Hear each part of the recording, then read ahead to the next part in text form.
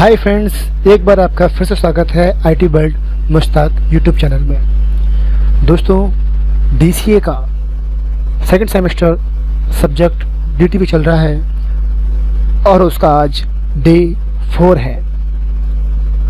Video 4 सामने है आपके आज, और इसमें हम डेस्कटॉप पब्लिशिंग में आज हम सीखेंगे डे 4 में sewage option, revert option, importing picture यानी कि प्लेट्स ऑप्शन, एक्वायर, एक्सपोर्ट और प्रिंटिंग फाइल यानी कि फाइल मेन्यू के ऑप्शन हैं वो यहाँ पर हम सीखेंगे। ये सारे ऑप्शन आपको नोट्स में जो दिए हुए हैं वो सिलेबस के अकॉर्डिंग दिए गए हैं, यानी कि कहीं पर रिवर्ट दिया है तो कहीं पर रिपोर्टिंग दिया है तो कहीं पर कुछ दिया हुआ, लाइन बाय लाइन नहीं दिया हुआ है। मैं यहाँ पर आपको मेन्यू वाइज सिखा रहा हूँ, मेन्यू के अकॉर्डिंग सिखा रहा हूँ। तो फाइल मेन्यू के अंदर ये ऑप्शन मिलेंगे आपको, और इन ऑप्शन को हम आज कवर करने की कोशिश करेंगे। इससे पहले की वीडियो देखना ना भूलिए, क्योंकि उसमें आपको बहुत कुछ काम की चीज़ें मिलने वाली हैं। जो लोग बेसिक से बिल्कुल स्टार्टिंग से पेज मेकर सीखना चाहते हैं, बेसिकली चीज़ें सीखना चाहते हैं, उनके लिए बहुत ही यूज़फुल तरीका बताया गया है। तो आप लोगों से गुजारिश है कि आप उन वीडियोज़ को अच्छे से देखें। और जो समय चल रहा है इस समय बीमारी का दोस्तों, तो सेफ़ रहें, स्वच्छ रहें, घर में ही रहें और अपना और दूसरों का सबका ख्याल रखें। जैसा कि हम कहते आ रहे हैं हमेशा से कि लोगों की मदद करना ना भूलिए, तो जो बन पड़े, जैसा बन पड़े, वो लोगों की हेल्प के लिए करते भी रहिए दोस्तों। ठीक है, चलिए शुरू करते हैं आज का ये वीडियो। ये पेज मेकर की फ़ाइल जिसके बारे में हम पहले काम कर रहे थे, वही फाइल यहाँ ओपन है, और इस फाइल को मैंने सेव भी कर दिया था, और अब आपके सामने ये फाइल ओपन है। तो पहली चीज़ सीखेंगे सेव एज का इस्तेमाल क्या होता है। तो दोस्तों, सेव एज जो ऑप्शन है वो आप MS वर्ड में भी आप सीख चुके थे। MS वर्ड में भी मैंने सिखाया था कि सेव एज का क्या इस्तेमाल होता है। तो वही चीज़ यहाँ हम सीखेंगे। जब हम फाइल पे जाकर के सेव करते हैं पहली बार, तो फाइल सेव हो जाती है और सेव डायलॉग बॉक्स सामने आता है, और वो आपसे नाम भी पूछता है फाइल का, और फाइल का नाम हम डाल देते हैं और सेव कर देते हैं। और आप उसमें जब कभी कोई चेंजेस करते हैं, जैसे ये फाइल है, इस फाइल के अंदर मैं इसको सेलेक्ट करके इसका फ़ॉन्ट का स्टाइल जो भी है टाइम न्यू रोमन डाल देता हूँ, और यहाँ से इसको नॉर्मल कर देता हूँ। ठीक है, इनका साइज़ सबका बराबर 1/14 की जगह पर 16 कर देता हूँ। ठीक है, साइज़ कर दिया बराबर, फ़ॉन्ट कर दिया बराबर, सब कुछ करने के बाद अब मैं दोबारा करूँगा सेव।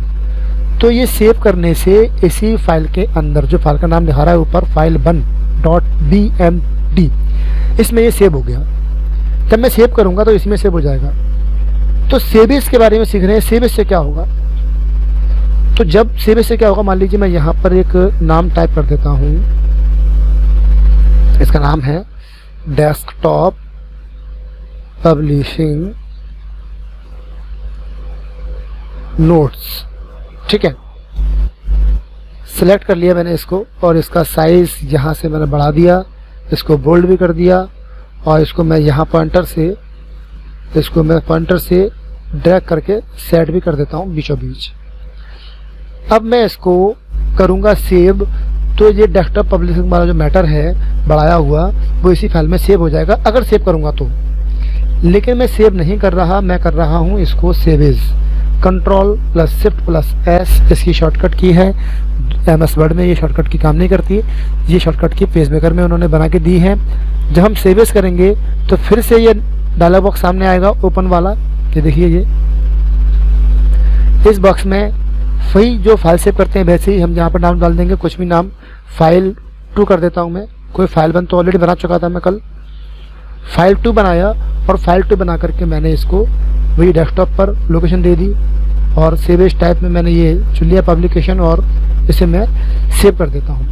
तो ये file2 बन चुकी है, ऊपर देख सकते हैं टाइटल बार पे, और file2 के अंदर डेस्कटॉप पब्लिशिंग सेव हुआ है। अगर आप file1 ओपन करेंगे तो उसमें ये डेस्कटॉप पब्लिशिंग नहीं मिलेगा। स्पेलिंग गलत हो गई है पब्लिशिंग की, सही कर देता हूँ।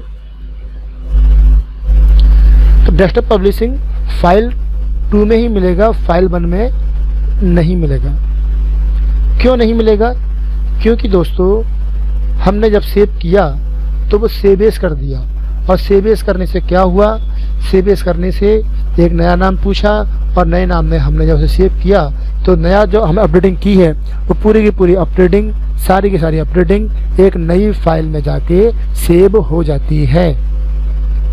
अगर हम सेव करते तो वो जो फाइल खुली थी फाइल 1 वाली उसी में सेव हो जाता, लेकिन मैंने सेव नहीं किया, मैंने सेव एज किया।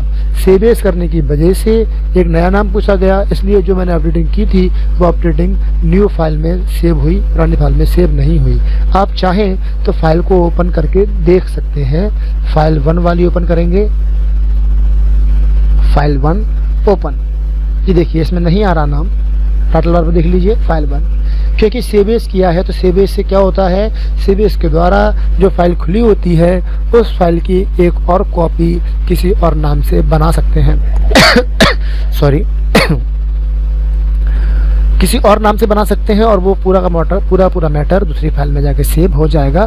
हम उसकी टेम्पलेट बना सकते हैं, कुछ भी रूप में सेव कर सकते हैं तो पहला टॉपिक हुआ सेव एज का। दूसरा ऑप्शन है रिवर्ट। रिवर्ट ऑप्शन आप देख पा रहे हैं अभी ये बंद है। तो रिवर्ट ऑप्शन अभी बंद क्यों है, तो इसका यूज पहले समझ लेते हैं। रिवर्ट ऑप्शन का मतलब होता है हम फाइल को मूल रूप में ला सकते हैं। मूल रूप का मतलब है कि हमने फाइल को अंतिम बार जहां सेव किया था उसी रूप में फाइल को ला सकते हैं। जैसे कि मैंने फाइल सेव की थी तो ये डेस्कटॉप पब्लिशिंग लिख दिया था, उसके बाद सेव की थी। अंतिम बार सेव मैंने तभी किया था। इसके बाद मैं इसके अंदर और कुछ मैटर बढ़ा देता हूँ। एक पैराग्राफ मैंने और बढ़ा दिया और बढ़ाने के बाद मैं इसमें कुछ कलर डाल देता हूँ।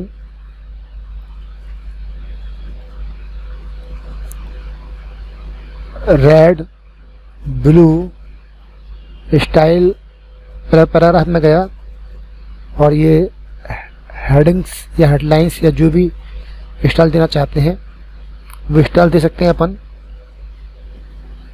और इसका साइज वगैरह मैं यहाँ से 16 कर देता हूँ, कलर रेड कर देता हूँ। ये देखिए इतना सब कुछ कर दिया। अभी तक मैंने ये सेव नहीं किया है, अब मैं इसको सेव करता हूँ। जैसे ही मैं इसको सेव कर दूंगा तो ये मैटर इसी में सेव हो जाएगा, यानी कि जो पैराग्राफ बढ़ाया है वो फाइल 2 में सेव हो जाएगा और जो कलरफुल किया है वो भी फाइल 2 में सेव हो जाएगा। लेकिन अगर मैं रिवर्ट कर देता हूँ, रिवर्ट करने से कंप्यूटर पूछेगा revert to last save version. Okay, तो देखिए जो कुछ मैंने बढ़ाया था हट गया, यानी कि रिवर्ट ऑप्शन के द्वारा अंतिम बार सेव किए गई पोजीशन पर पहुंच जाते हैं। हमने फाइल को अंतिम बार जब सेव किया था उसके बाद हम कोई भी चेंजेस करेंगे। चेंजेस करने के बाद अगर सेव ना किया हो और रिवर्ट कर देते हैं तो जहां अंतिम बार सेव किया था वहां पहुंच जाते हैं। अगर आप सेव कर देते तो अंतिम पोजीशन दूसरी हो जाती। फॉर एग्जांपल मैंने इसमें ये मैटर चुन लिया, कलर कर दिया रेड, ये देखिए रेड कलर कर दिया और सेव कर दिया, तो ये अंतिम बार सेव हो गया रेड कलर करने के बाद। अब मैं कुछ भी करूंगा, इसको मिटा देता हूं यहाँ से और करता हूं रिवर्ट। तो अंतिम बार सेव कहाँ पे था, रेड कलर तक, तो देखिए रेड कलर पे पहुंच गए वापस।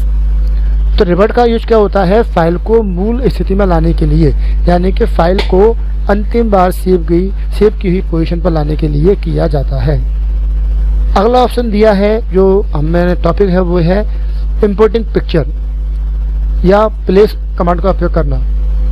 तो हम किसी भी टेक्स्ट फाइल को या किसी भी पिक्चर्स को अगर हम अपने पेज मेकर फाइल में लाना चाहते हैं तो उसके लिए दो तरीके होते हैं पेज मेकर में।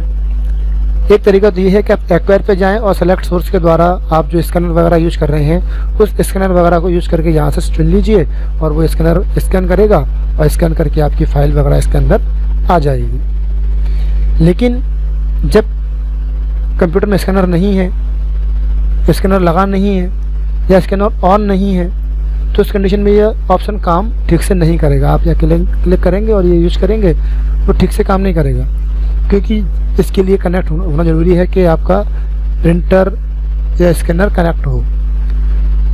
अब ये तो हो गया स्कैन करके लाने के लिए, लेकिन हम कई बार पहले से स्कैन कर लेते हैं, कई फ़ोटो मोबाइल से फ़ोटो खींच लिया कंप्यूटर में डाल दिया, तो कुछ बनी हुई इमेज होती हैं, उन्हें स्कैन करके नहीं मंगाना चाहते तो उसे कैसे मंगाएंगे।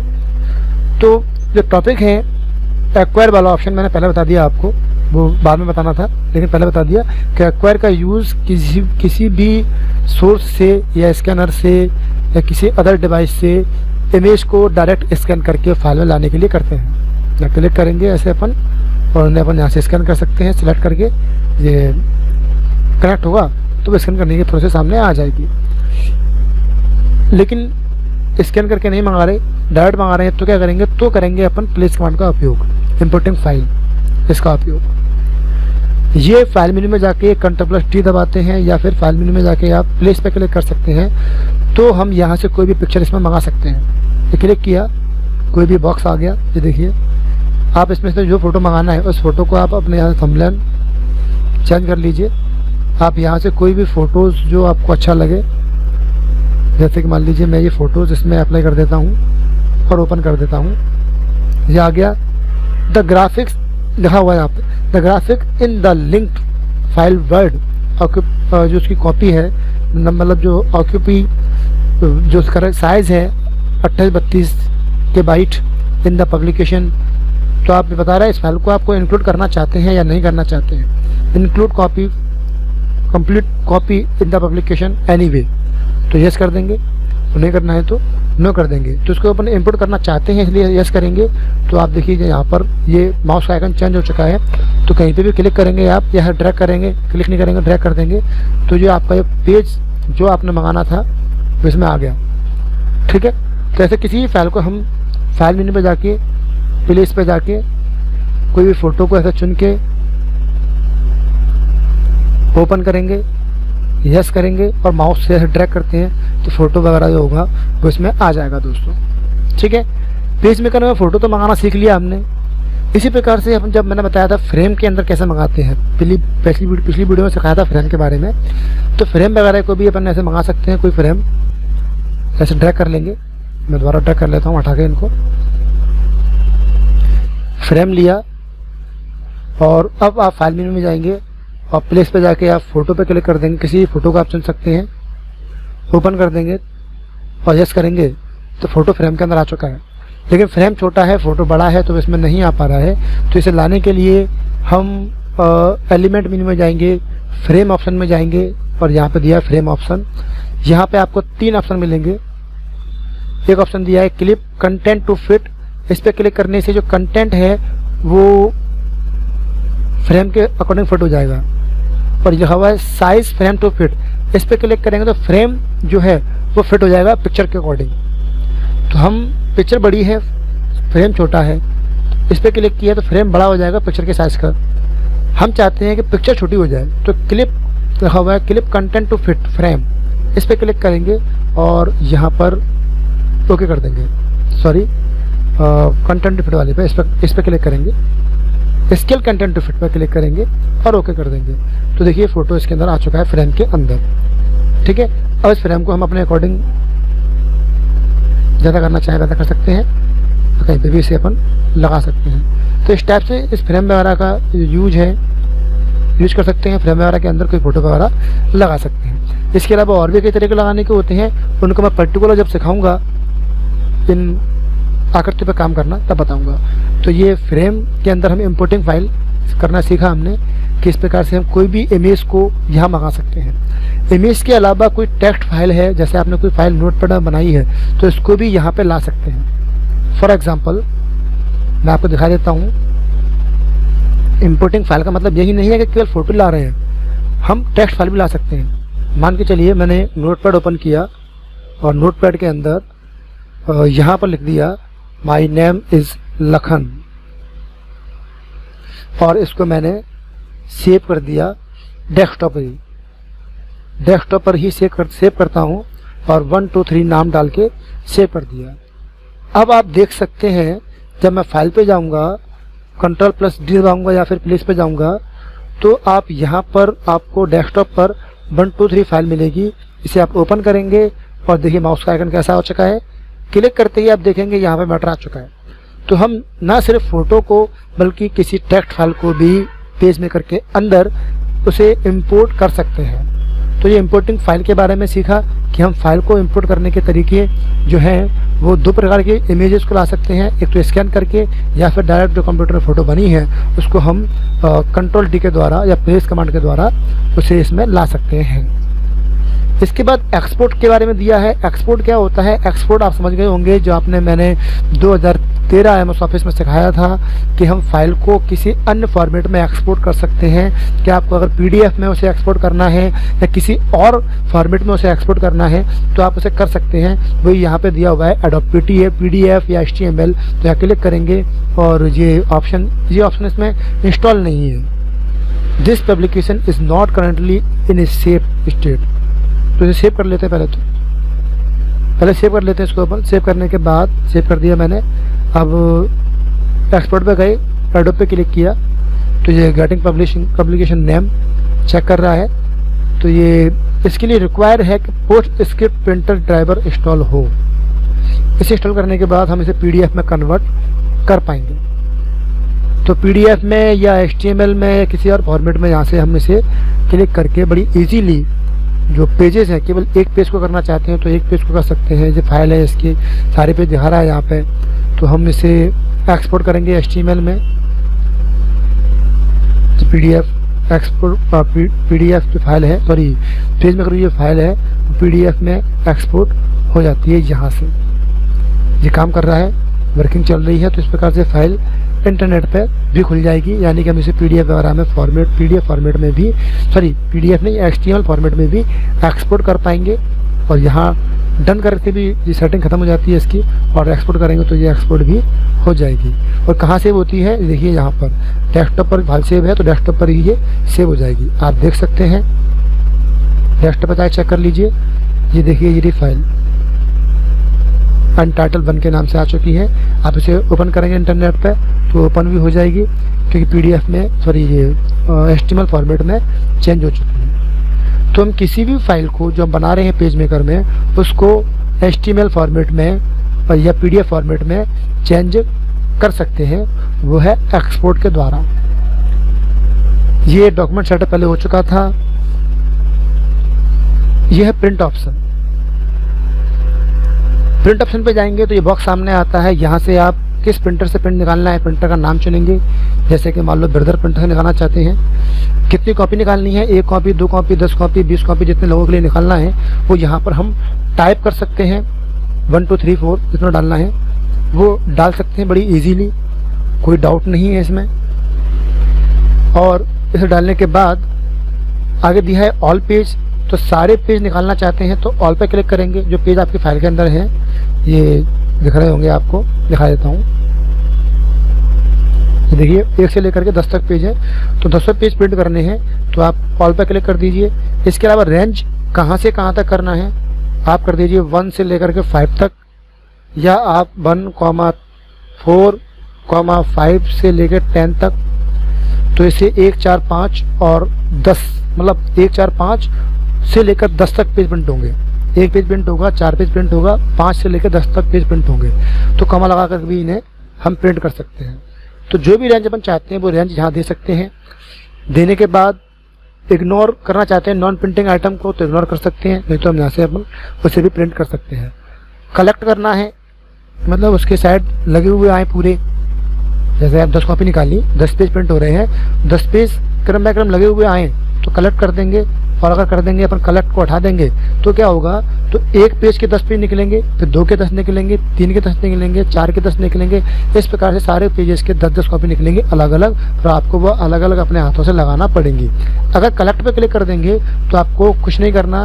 1 पेज, 2 पेज, 3 पेज, 4 पेज जो होंगे, जितने पेज हम निकल जाएंगे एक बार, एक कॉपी पूरी इकट्ठी हो जाएगी, तो दूसरी कॉपी निकलेगी, फिर तीसरी कॉपी निकलेगी, page by page, line by line.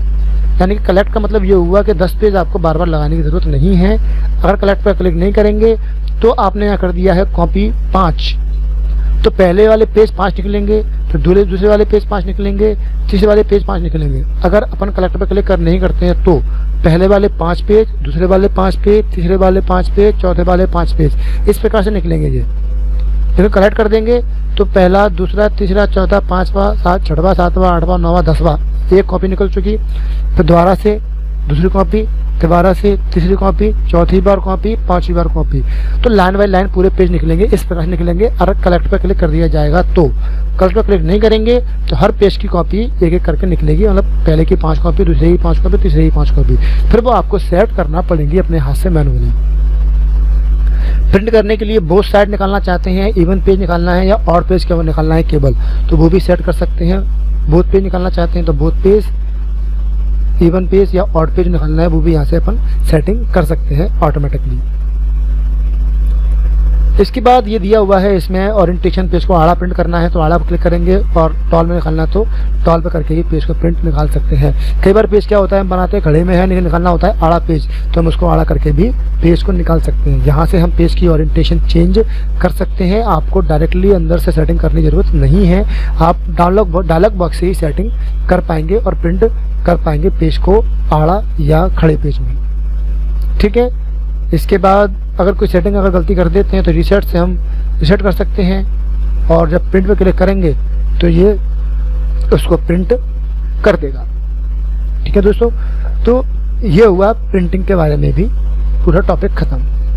File menu के अंदर बाकी के ऑप्शन जो है प्रेफरेंस, जो कुछ सेटिंग रहती हैं, जैसे सब क्लिक करते जब मैं क्लिक करूँगा इसके ऊपर और कीबोर्ड से डाउन एरो सरकाऊँगा तो डाउन एरो से कितना मूव हो रहा है, तो हम चाहते हैं डाउन एरो से मूव होने की स्पीड ज़्यादा हो जाए, बढ़ जाए, फास्टली टाइप करे, फास्टली मूव करे। तो इसके लिए हम यहाँ से हम इसे प्रेफरेंस में जाके सेटिंग वगैरह इसकी कर सकते हैं, लेकिन ये कुछ सेटिंग्स के लिए हैं, आप छेड़ना बेड़ना मत, वरना आप ख़राब कर दोगे तो बाद में आप पछताओगे और मुझे मुझे बार पूछोगे। तो ये सेटिंग्स के लिए रहती हैं, हालांकि चाहो तो आप कर सकते हो, अपनी सेटिंग्स कर सकते हो, पूछ सकते हो कि कितने इंचेस में काम करना चाहते हैं हम, या मिलीमीटर्स में काम करना चाहते हैं, कैसे काम करना चाहते हैं, वो हम यहाँ पे चुन सकते हैं। रूलर, ये देखना रूलर इंचेस में आ रहा है, आपको चेंज करना है तो ये चेंज कर सकते हैं रूलर को अपन। ठीक है, बाकी सब चीज़ें दी हैं, ये सब सेटिंग्स के लिए हैं, इन्हें आप बदल सकते हैं, अपने हिसाब से काम ला सकते हैं इनको। सेंड मेल करने के लिए होता है, और एग्जिट के द्वारा हम इसको एग्जिट कर सकते हैं दोस्तों। तो आज की वीडियो में सिर्फ इतना ही। आपको फाइल मेन्यू के ऑप्शन कैसे लगे, आपको हमारा वीडियो कैसा लगा, क्या समझ में आया बताइएगा, और क्या नहीं समझ में आई है ये भी हमको बताइए कि क्या समझ में नहीं आया है आपको, कमेंट सेक्शन में हमसे ज़रूर पूछिए दोस्तों। आपका प्यार ही हमारी सब कुछ है, आपके ये प्यार हमारे लिए बहुत कीमती है, और भगवान करे कि हमारा प्यार ऐसे ही बढ़ता रहे, ऐसे ही बनाते रहें, दूसरे के लिए हम कुछ ना कुछ करते रहें, आप हमारे लिए, हम आपके लिए कुछ ना कुछ करते रहें, हम आपके काम हमेशा आते रहें। ये दुआ कीजिए अपने अपने अल्लाह ताला से, अपने अपने भगवान से, कि हम दोनों हमेशा एक दूसरे के लिए इसी प्रकार से एक दूसरे के लिए मिले रहें, मिलते रहें, प्यार करते रहें और एक दूसरे के काम आते रहें दोस्तों। लेकिन दोस्तों प्लीज़, जो आपके आसपास जितने भी गरीब लोग होते हैं, बेचारे का पैसा नहीं है, खाने के लिए पैसा नहीं है, कई लोग ऐसे होंगे जो आपसे भी ज़्यादा मतलब बहुत गरीब होंगे। आपने देखा होगा कि हम सोचते हैं हम गरीब है, तो हमसे भी बहुत ज़्यादा बेचारे गरीब होते हैं जो कुछ नहीं करते। तो मेरी राय है कि आप प्लीज़ थोड़ा सा उनके लिए अपने एजो बेस जो आप पे बन पड़े वो आप अपनी तरफ से निकाल सकते हैं उनके लिए। पैसा हो तो पैसा, नहीं तो कुछ नहीं, तो आप अपनी तरफ से मेहनत ही करके उनके लिए मेहनत निकाल दीजिए। पुराने कपड़े पड़े हैं वो दे दिए, कुछ नहीं तो आप उनको छाँव में बैठ जाओ, इतना ही उसके लिए कर दीजिए। पैसा नहीं है आपके पास तो ये तो भाई धूप में से छाँव में बैठ जाइए, है ना, पानी पिला दीजिए उनको।